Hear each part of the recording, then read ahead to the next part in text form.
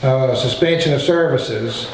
If a property owner wishes to discontinue services for any reason, the owner must notify the town clerk in writing of the date of discontinuance and the date, if known, of reconnection.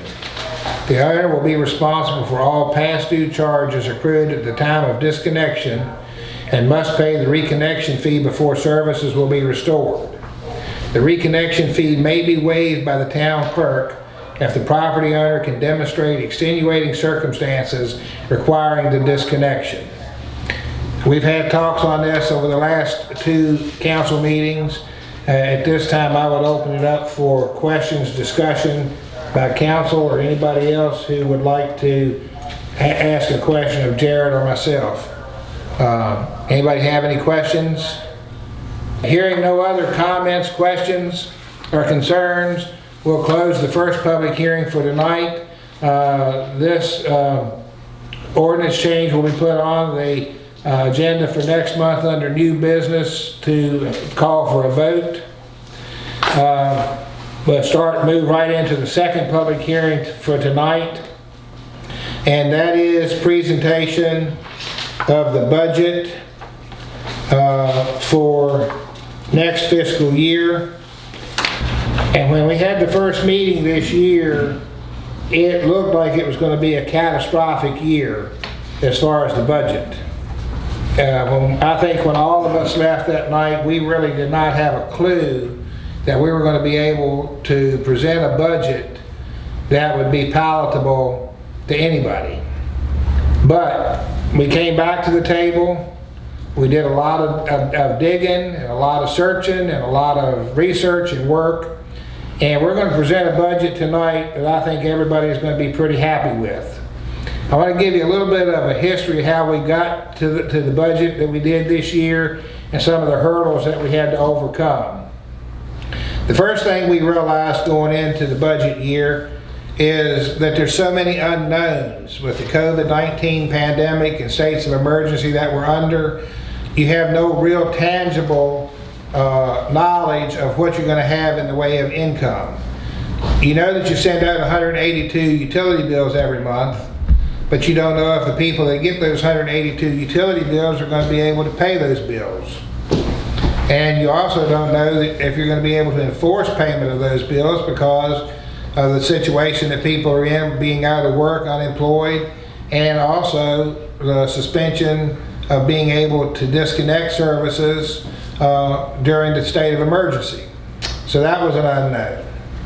The other unknown going in was how long that particular situation was going to last, and that is still an unknown. We don't know that to this point.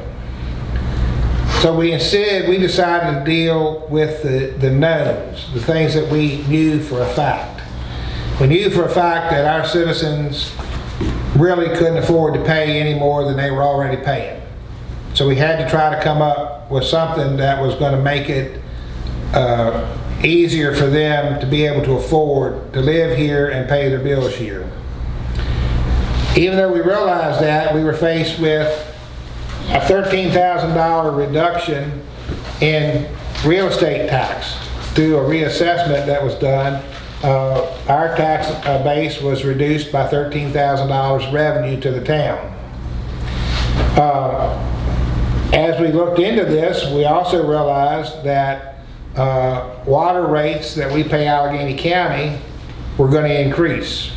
Our water rates that we pay Allegheny County increased by 23 cents per 1,000 gallons of water. So just on average, minimum usage in a home in Iron Gate is 4,000 gallons. Well, that's just a few pennies shy of $1 for each house that we were going to have to pay out for that. And then we did know, though, that Allegheny County had reduced our sewer payment each month by $365. So we sat down and we started working through the numbers, and we came up with some numbers that we needed to take a closer look at. And Wendy worked really hard on one of those particular ones, and that was the workman's compensation insurance that we were paying. And because of a coding error in how the employee's time was being coded, we were paying an extremely high rate of unemployment insurance premiums to the tune of $7.97 or so an hour allotted, because everything was being coded to sanitation pickup, when in reality only about 8 hours of their time each week was allocated, of their work time was allocated to sanitation pickup. Once she negotiated with the insurance company and they realized that the majority of their time was just general maintenance, for the hours of general maintenance it's $1.37 per hour.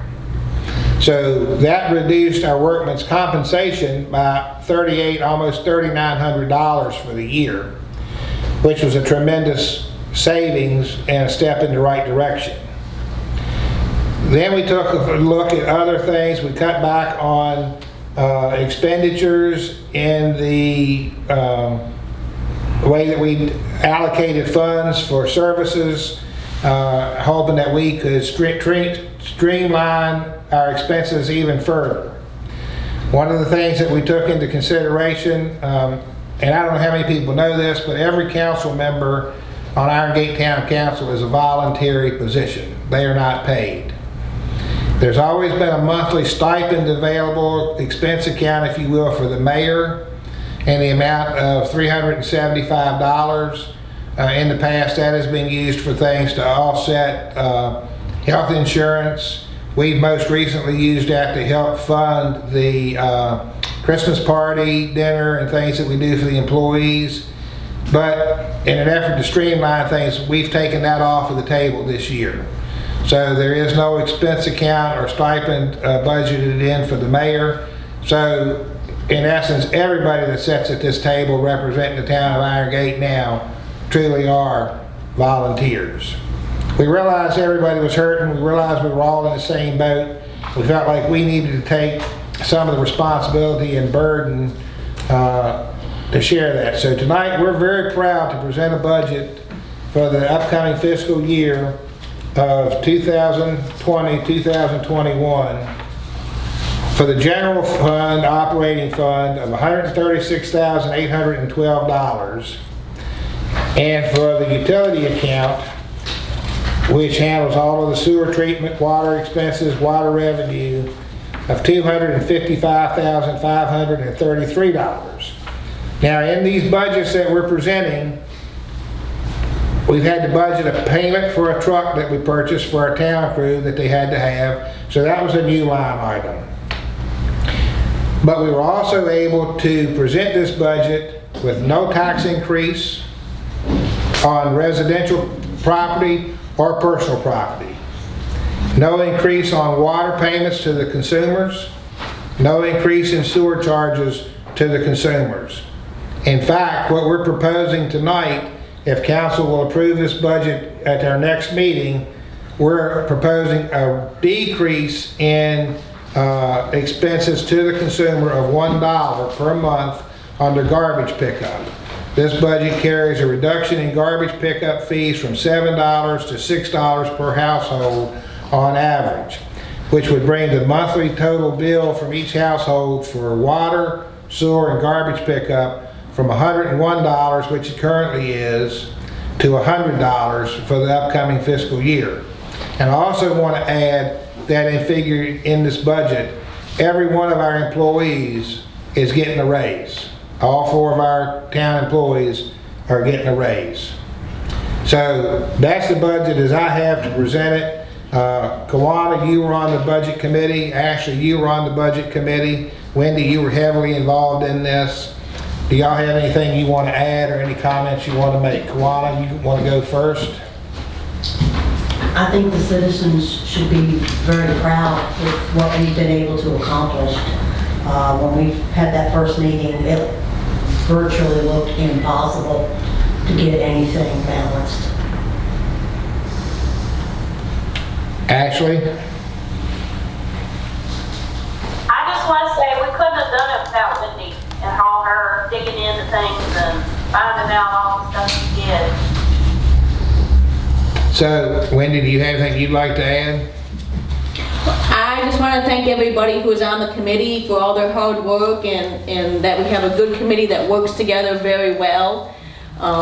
With the ones that we do had that work together so well is how we were able to come up with the budget that we were. Well, and I personally want to thank Wendy and Ashley and Kawana for working through this. We met about 8 times, I think. We had some citizen input on this budget. We feel like it is a viable budget. We feel like it is a fair budget. And we hope that everybody in town realizes that we've tried to do the very best for them that we can. I had a citizen tell me about 3 or 4 months ago that the town administration was just money hungry, money grabbers, and didn't want to give anything back to the citizens and didn't want to fix anything. So I would certainly hope that this budget that we're presenting tonight would show that that is actually not the case, that we really do have the citizens' best interests at heart. And having closed that second public hearing, we're going to go ahead and open the stated town council meeting for Iron Gate Town Council for Thursday, May the 28th, 2020. Present for tonight's meeting in person is Councilperson Vice Mayor Richard Erskine, Councilperson Donald Hall, Councilperson James Mays Jr., Councilperson Kawana Persinger, Town Clerk Wendy Biggs, and joining us by Zoom is Councilperson Randy Unruh, Councilperson Ashley Nicely, and the Town Attorney Jared Jenkins. This meeting is being held by Zoom tonight. The reason it is being held by Zoom tonight is because of the declaration of a state of emergency that was entered in on March 17th of this year by Allegheny County Administrator John Lanford. Furthermore, at the March 26, 2020 council meeting, Iron Gate Town Council unanimously agreed to an emergency ordinance which allows for the procedures for meetings during the emergency to be modified, and that this meeting is being conducted as a teleconference or Zoom meeting. The instructions for this meeting were posted through the Allegheny Journal, through notices at Town Hall, notice at the Iron Gate Post Office, notice at the town's Facebook page, and website to allow access for the public. But we have some guests with us tonight that I would like to get on the floor so that they don't have to hang out and listen to everything we have to belabor later in the meeting.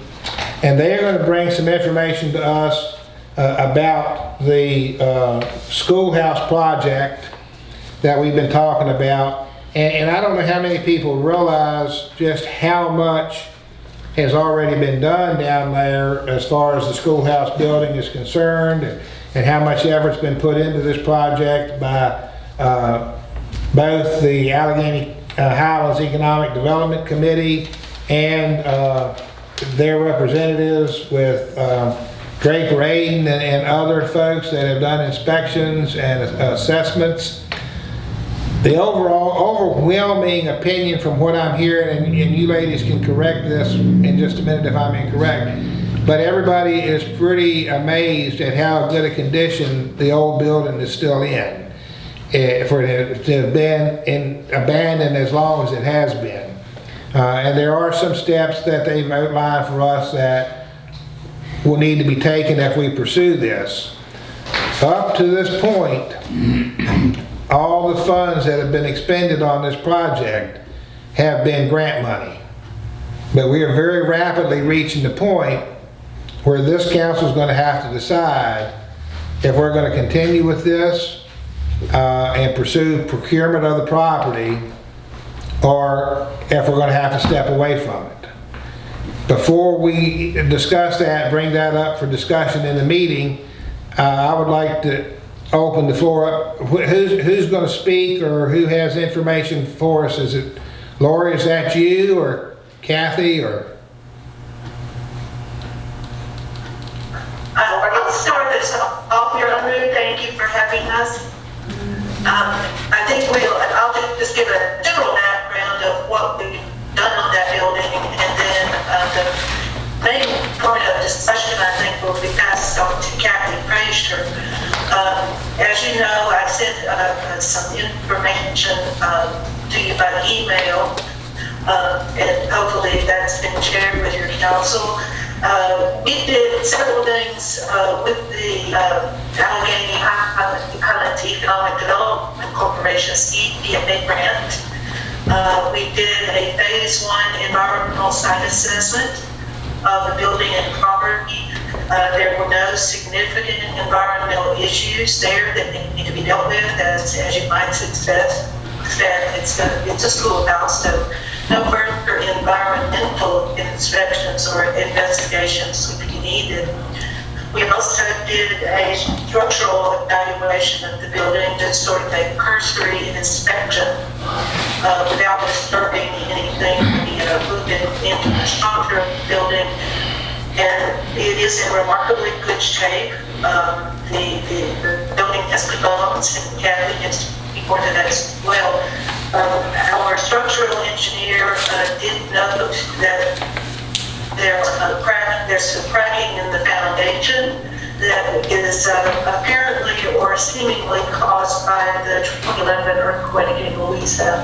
That's what the owner told us, that they felt that those cracks appeared after the earthquake, and we know there was a little shaking in your area.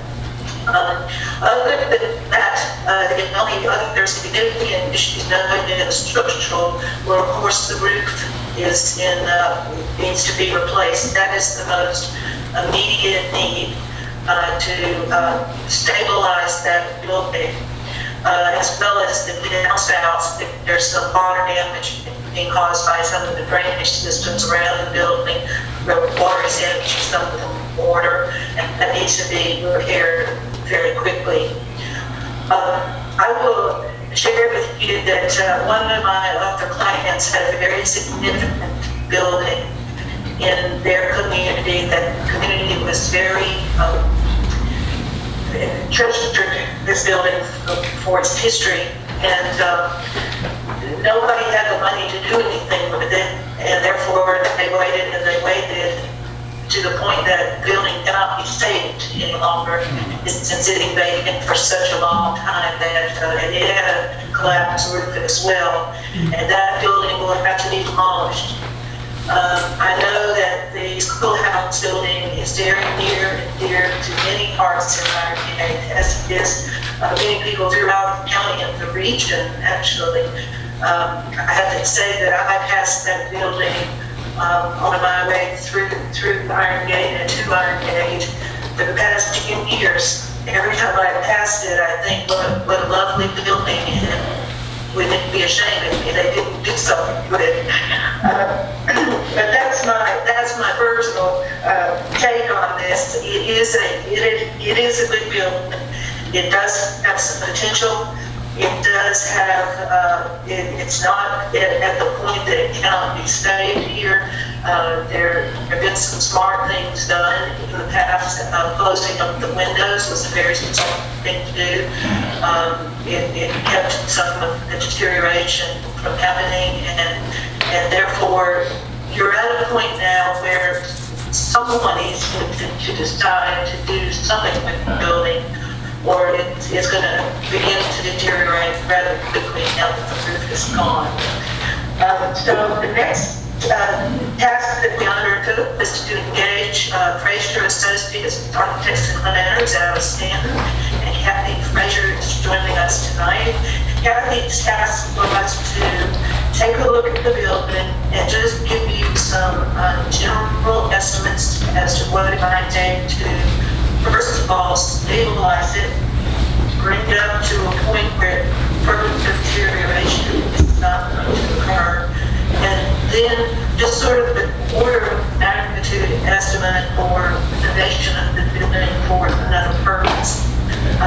The purpose that we explored was community space and town office space, or some sort of office space. You could essentially lease the office space if you wanted to. But the idea was to allow for community space on the ground floor and office space on the upper floor. And that's what Kathy looked into and gave us some just general estimates. A lot of things can be variables in that matter, what types of finishes you use and how much space you use and so forth. So I'm going to let Kathy speak to that, and then we can address any questions that you might have. Thank you. Hi Kathy, thank you for being here. Thank you very much for having me, and I hope you all can hear me okay. I think everybody can hear you. Are we good? No, it's first of all, congratulations on powering through this crazy time. Just listening to you grapple with budgets and what's out there, what's going to happen next. It's an interesting time. But it's always so fun for us to get to look at interesting historic buildings that are a little forlorn but have really good bones. And Tom Clayton in our office made the site visit at the beginning of March to assess the building, and he came back very surprised, as Lori mentioned. Actually, it's really in pretty good shape, even though it's been used as a storage building and it's lost some features, and of course the roof is an issue, but it has good bones, and it's definitely a nice classical revival building. I've never seen one exactly like it, and I don't know who the architect is, but I don't know if you all know who the architect was, but I did go to the Virginia Department of Historic Resources website to see if the building had been surveyed, a historic survey, and it has been surveyed, so it's in their database. There's no, as you know, there's no National Register district that would actually formally list it as a historic building, but it has that potential. Early 20th century building. So, and I think we were all surprised that structurally it seemed to be in pretty good shape.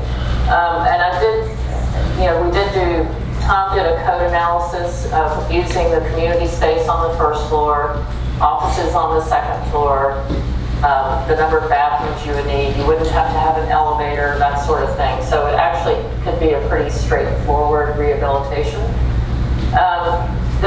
The first step work that we looked at, though, trying to get the building secured, and I'll put this, I'm assuming you all have the little report that we did, where we get into what would you do in phase one. Obviously, the roof heaving, some masonry repair, getting the gutters and downspouts in, as Lori mentioned.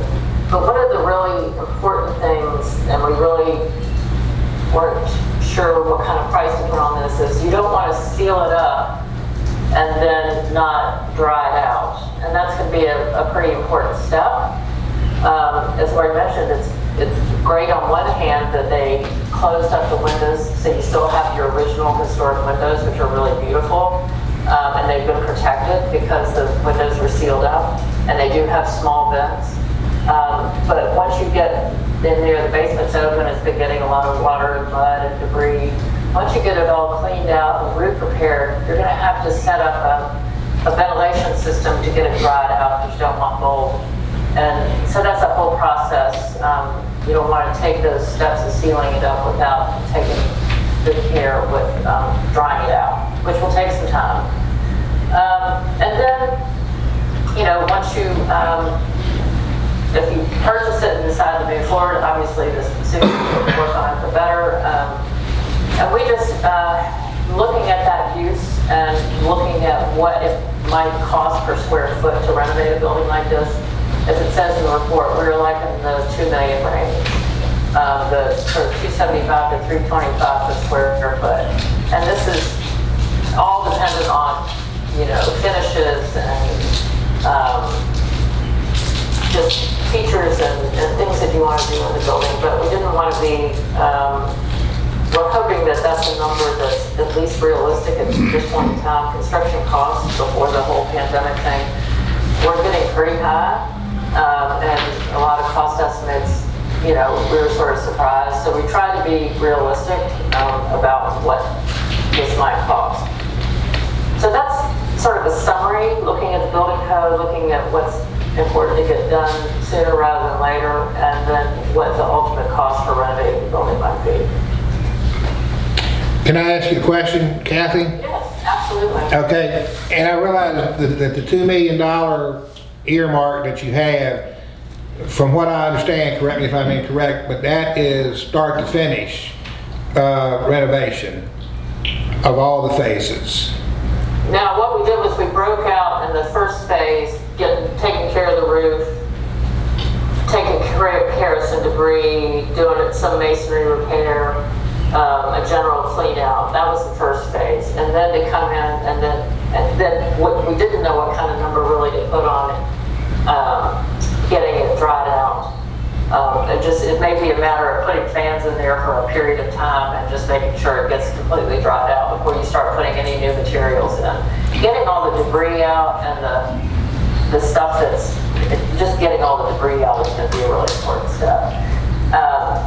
And then to do the rehab would be this next phase of the $2 million. Right. So I guess what I'm asking is, if council decided to go ahead and procure the building and we were able to come to terms and do that, then the very first thing that would need to be done, I think, as y'all put it, is secure the building and get it dried out. And then you might even put a temporary tarp over the roof. You know what I mean? But we're not going to be faced with, we're going to have $2 million right then. That's my take on it. It's going to be done in phases, and then figuring out those phases, and there are plenty of projects that get done in phases, but this first, dry it out, get it secured, get it cleaned out, and then you could even, once you get it dried out, you could even start to think about what's the next phase of work. We're doing that with a project right now. It's a theater down in St. Paul, Virginia, and they're doing it in 3 phases. They did the outside first, and the second phase is getting part of the inside up and running, and then the third phase will be finishing it out. So they've been figuring, as they've been raising money the same way, what can we do now, what can we do, how can we break it into phases? do you have any idea of, and I realize this would be just an estimate or a guesstimate at this point, of how much money we'd be looking at to get the building secured and dried out, just a ballpark? Well, if we go to add up sort of the, I don't know, based on these numbers that we, somewhere in the $100,000 range. Okay. If getting a roof and the sheathing and the repairs and masonry repairs and all the gutters and downspouts, and then getting something in there to clean it out and air and dry it out, just as a budget number. And then once we achieve that, I want to add here, if I could add something. sure. There, that I had not mentioned yet. We did do an asbestos and lead-based paint survey of that building, and there is some minor asbestos is something called the windows. There is some lead-based paint in the upper part of the building. Those things are relatively minor. However, the basement, there is white pipe insulation around some of the piping in the basement, and it does contain asbestos at pretty high levels. So originally when we spoke to you a couple of weeks ago, we thought that perhaps town forces could do loads of cleanup. They could do loads of cleanup in the upper part of the building, but you would need a qualified licensed asbestos contractor to clean out the basement. Right. And I mentioned to you that this particular task of cleaning out the basement, we can get some estimates of what that might cost.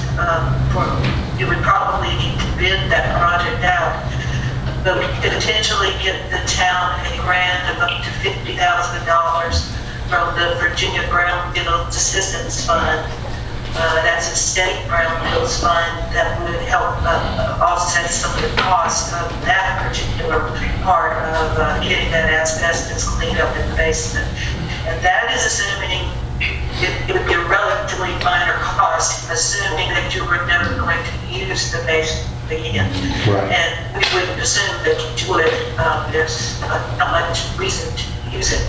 But it needs to be closed up, it needs to be sealed up, and with very limited access for maintenance. In other words, no public use of that basement. If you did decide to use it for some reason and allow it to be accessed by the general public or anyone on a regular basis, that asbestos abatement cost would go up pretty high. Right. It would take a lot more and be a lot more detail to remove all of that asbestos. An asbestos contractor can remove most of it, and as long as it's not going to be used in the future, they can take measures to secure it and make sure that it's safe for Right. the rest of the building. But, and I understand that, and I understood that, you know, from your conversation with us a few weeks ago. But my question is this: if we procure the building and we go it through the phase one, get the building covered and dried out, then we can work through the next phases as finances and ability will allow, right?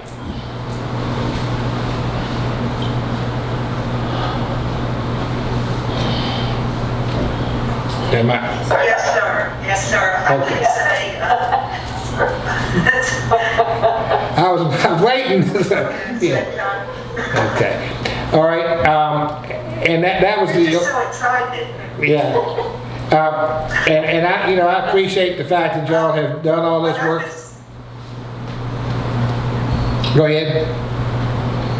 I would suggest that you might want to fairly quickly begin talking to funding agencies about a project for the renovation phase anyway. I would suggest that DHCD would be a good partner. Allegheny Foundation would be a good partner. Would be a great partner. Appalachian Regional Commission might be a good partner. Yeah, you could bring in a group of folks. Rural development could also assist in something like this. They have some minor grant money for planning type projects. So we would be happy to help the town investigate all of those resources. And as always, we do not charge for that. That's something that we do as a community service for our clients. So we would help you in any way we could to find leveraging funds for the future renovations, as well as anything we might need along the way in this phased approach. There may be some money out there that we could take care of the roof, for example. If that's a small project that someone might be willing to fund. Okay. Can I ask a question? Absolutely. Have you all ever considered historic designation? Actually, not until we heard from y'all that would be a benefit. Or from, I guess, maybe the Economic Development Committee, that could be a benefit and a source of support for this project. Yeah, because with the Virginia historic tax credits, and I hope I'm not speaking out of turn here, but I'm pretty sure that as a government entity, you could set the project, all you would need to do in Virginia to be eligible for the historic tax credits is have it determined that the building is eligible for listing. It doesn't actually have to be listed on the National Register. The way the Virginia tax credits were set up, they made it work this way. And it's my opinion that this building has the architectural character that they would probably, look positively on that. And then what that would open the door for you would be that you could set up the project in a way that you have an investor in the project who would buy into the project in order to use the historic tax credits. And, you know, if you're looking at 2 million, the Virginia credit is 25%, so that's $500,000, but once you syndicate, it wouldn't be that much. It'd probably be like 375 or something like that. But it might be something to look at as a way to help bring some money into the project. Absolutely. Absolutely. And is that something that either one of you all can guide us with or help advise us on how to go about that, or? I could make some calls and just double check this and make sure that I'm telling you something that's you could actually be using. I'm pretty sure there's an investment advisor who does just state tax credit work, and I could call him and talk to him about it, and then we'd need to talk to DHR. You'd have to have somebody do the nomination to the point where they would determine that it's eligible for listing, and then that would open the door for you being eligible to use the credit. So it's just another funding source to be thinking about. Okay, all right. Does anyone have any questions for these ladies tonight? Kawana?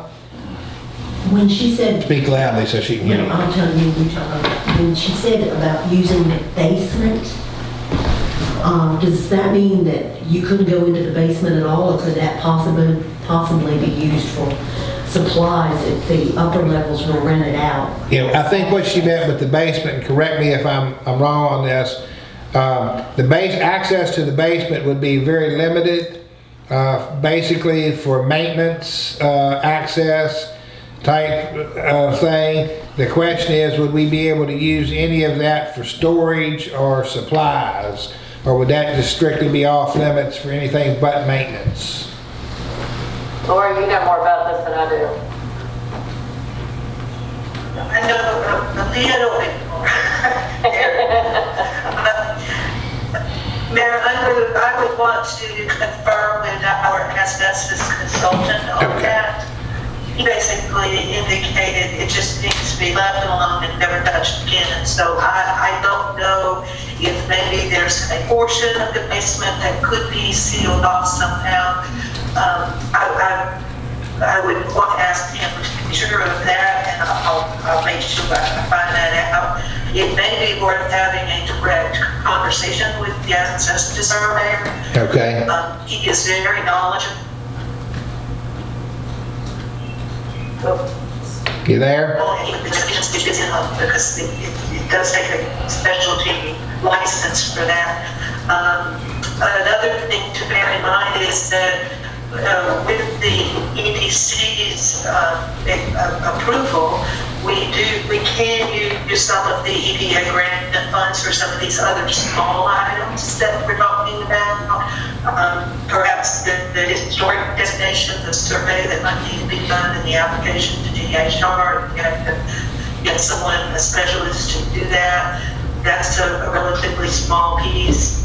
Having the asbestos professional develop bid documents for you, we can pay to do that. So, we can invest some more money because this is your only EDA site at this point, and we want to make sure that we're sharing the love here. So we want to assure you that we can use some of these funds to do some of these little upfront pieces that might need to be done to get things lined up in a good way. Okay.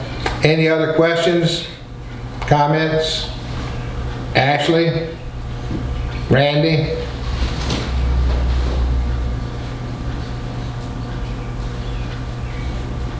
Okay. Ladies, we truly appreciate you coming and joining us tonight. Sorry we had to get you to hang out through all that public hearing stuff, but we appreciate you being here, appreciate everything you've done, and we will be in touch, okay? Thank you very much. Thank y'all. Y'all have a good evening. Thank you. You do the Okay. same.